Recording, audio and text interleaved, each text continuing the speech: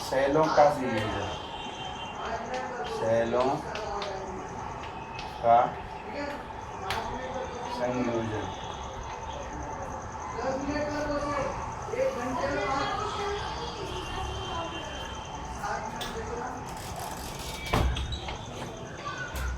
सेलों का संयोजन, सेलों का संयोजन श्रेणी संयोजन।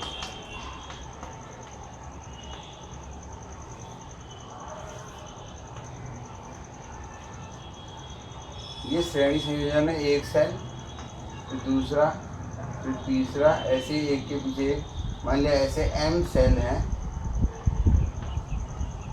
ये जुड़े हैं।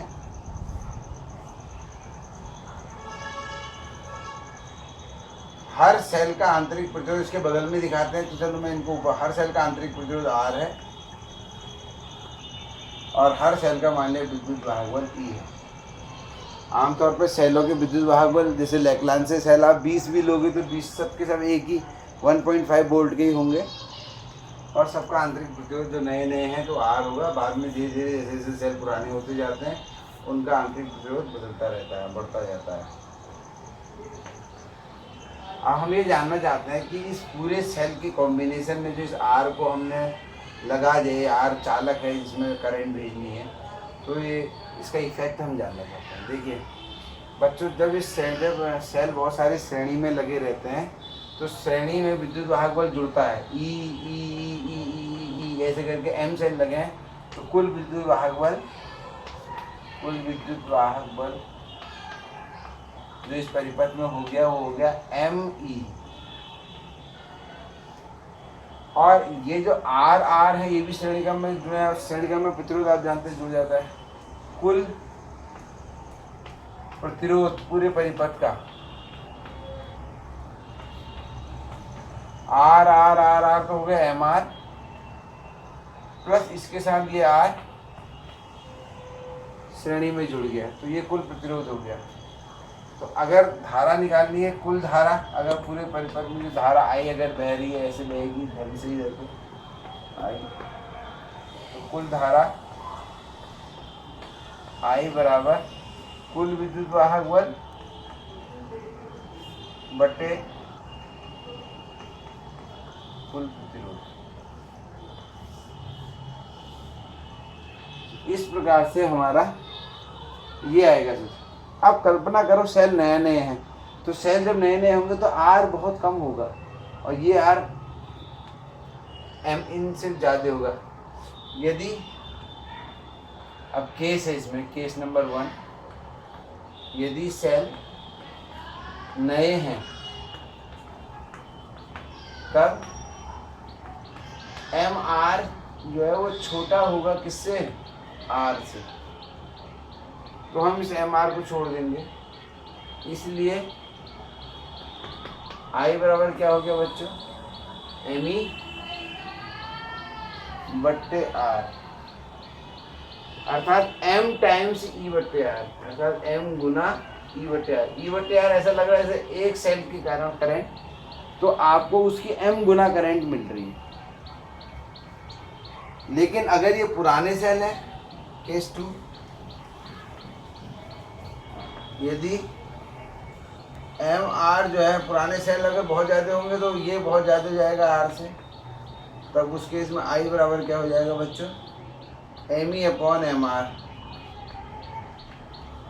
और देखो E अपॉन R, ऐसा लग रहा है जैसे एक सेल, यानी कि इतने सेल लगाने के बाद भी इफेक्ट एक सेल का ही आ रहा है। तो अगर सेल नए हैं तो उनको श्रेणी में लगाने में तो फ़ायदा है, लेकिन अगर नए सेल हैं और आपने उनको श्रेणी में लगा दिया तो कोई फ़ायदा नहीं होगा, करंट एक सेल के ही बराबर आपको मिलेगी। तो ये है सेल का श्रेणी क्रम। तो नए सेलों को आप कैसे क्रम में लगाएंगे, अगर आपको ज़्यादा करंट चाहिए तो नए सेलों को आप श्रेणी क्रम में लगाएं।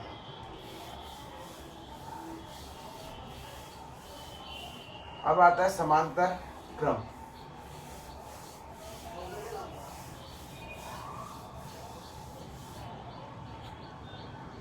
सेलों का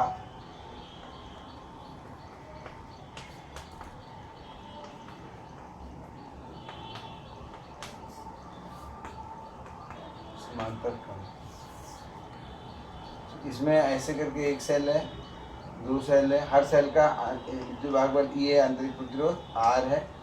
तो इनको मैंने ऐसे करके और ऐसे करके बहुत सारे सेल लगे हैं, मान लिया टोटल N सेल ऐसे जुड़े हैं, ये सब समांतर में है।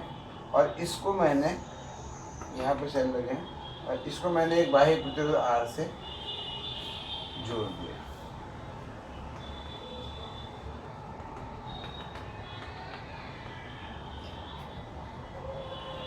अब देखिए कुल विद्युत वाहक बल क्या हो जाएगा सर्किट में। कुल विद्युत वाहक बल समांतर में अगर सेल लगे होते हैं, समांतर में विभवांतर एक ही रहेगा, यानी कि सबका विद्युत वाहक बल E ही रहेगा, टोटल विद्युत वाहक बल। कुल प्रतिरोध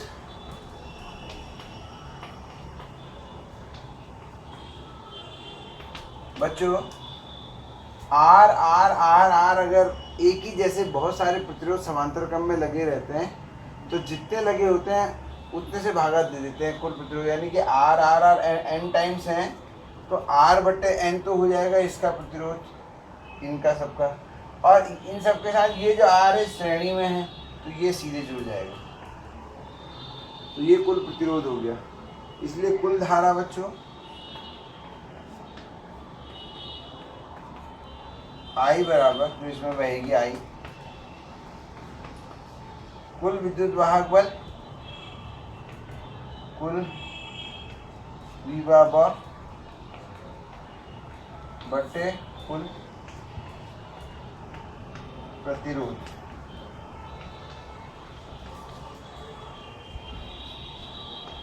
I बराबर P upon R upon N plus R।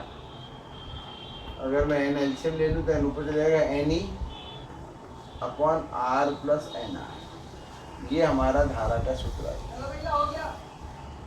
अब फिर वही सीन बना, क्या आंतरिक प्रतिरोध ज़्यादा है अगर पुराना सेल है, केस 1 सेल नया है, सेल नए हैं, तब सेल नए हैं तब क्या हो जाएगा, R जो है ये बहुत कम होगा, R will be very very less than NR। तो I बराबर क्या हो जाएगा NE अपॉन NR, यानी कि E अपॉन R। इसका माने सेल नए हैं और आपने ऐसे जोड़ दिया पर समांतर में तो आपको एक सेल की धारा मिलेगी। मैंने पहले भी कहा है कि सेल अगर नए होंगे तो उनको हम श्रेणी में जोड़ेंगे। अब देखिए दूसरा केस नंबर 2।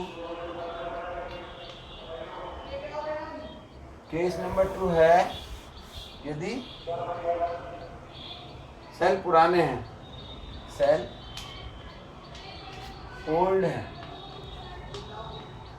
इस केस में बच्चों R बहुत ज़्यादा होगा NR से, आंतरिक प्रतिरोध बहुत ज़्यादा जाएगा, तब I बराबर क्या हो जाएगा,